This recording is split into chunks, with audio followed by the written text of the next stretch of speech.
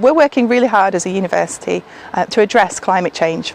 We launched our Bournemouth University Climate and Ecological Crisis Action Plan last year, and this includes our commitment to achieving net zero emissions by 2030. So at Bournemouth University we're undertaking a whole range of measures to get to net zero by 2030, looking at making our buildings and our investment in this estate as sustainable as we possibly can, with ground source heat pumps, photovoltaic cells, a whole range of sustainable and renewable technologies throughout the estate. We were one of the first major institutions in Dorset to install a large-scale biomass boiler.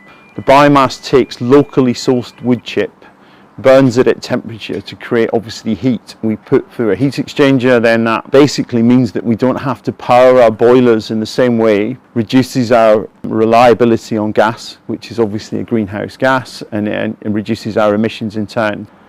We feel like it's really important to embed sustainability into our courses at Bournemouth University because we want people to learn about sustainability in the context of their career choice.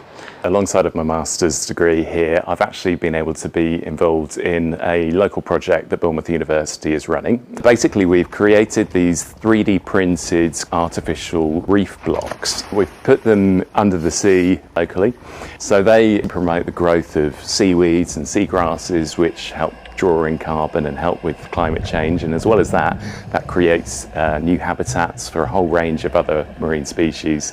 I think we've recorded 75 different species on the reef as it stands at the moment. I guess you have to consider Bournemouth University as almost being a small town. We manage 1 million square feet of academic accommodation and academic space. Seeing the campus as a sort of living environment and a living lab is often how we've tried to portray it to our students, so that they can leave BU equipped to go out into the world with as much sustainable knowledge that they can, having gleaned that from the curriculum and from the campus.